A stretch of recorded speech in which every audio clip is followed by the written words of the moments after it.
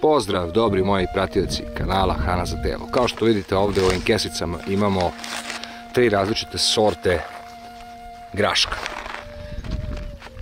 Crvenkasto zeleni sa ovim malim rupicama, nismo upamtili imena, nažalost. Tipičan zeleni i sličan kao ovaj prvi, ali mislimo da je ovaj upravo onaj koji se jede u salati, onaj koji se zapravo bere i pojede ceo. Dakle, ovo su dvije različite sorte pravog tipičnog graška. Zašto je grašak jako važan?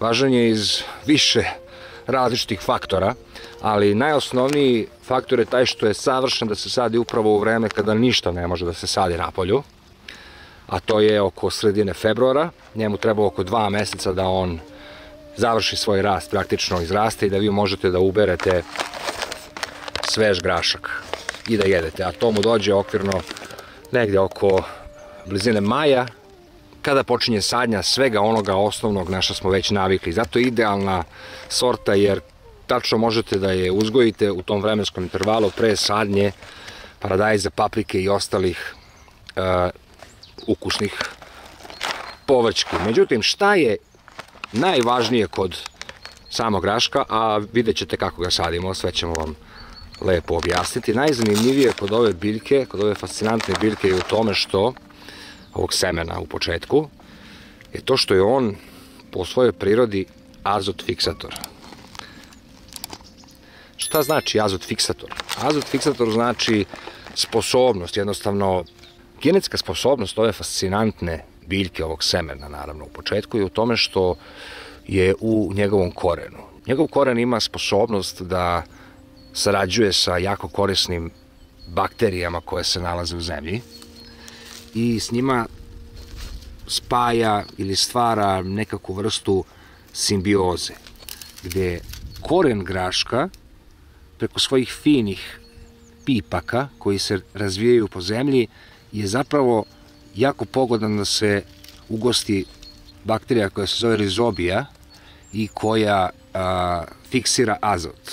Šta znači fiksiranje azota? Pa ništa drugo do simbioza korena graška i određenih bakterija. Dakle, grašak daje bakteriji ono što njoj treba, a bakterija na račun svega toga ispušta amonijak u zemlju i zapravo đubri naše zemljište. Ovo je toliko važna stvar, pogotovo što je nekako priroda namestila baš tako da grašak tačno poraste pre nego što treba da se posadi paradajz ili neka druga biljka. Nakon kada uberete grašak, vi zapravo imate azotom jako obogaćenu leju za sadnju paprike ili paradajza ili šta god odlučite nakon toga da sadite.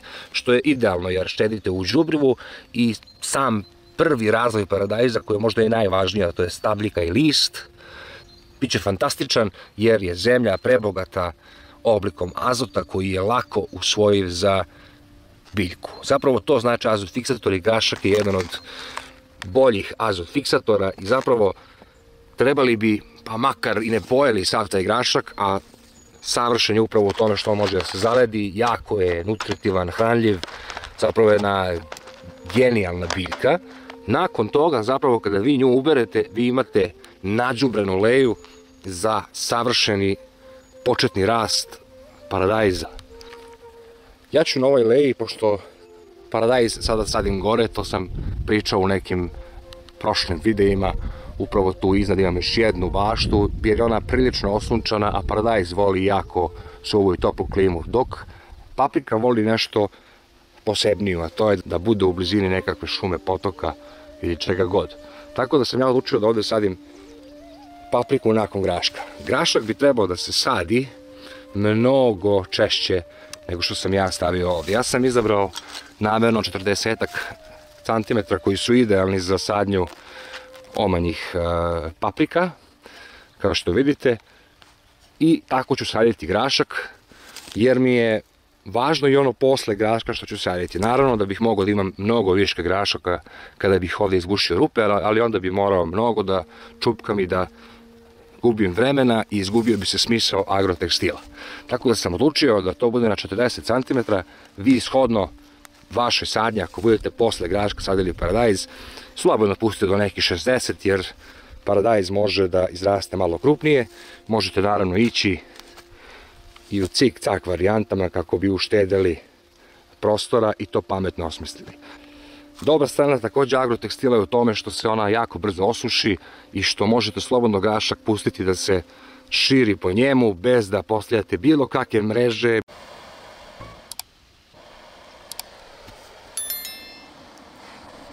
I slobodno ovako napravite, ovo je problem vetra, ali nema veze, rešit ćemo.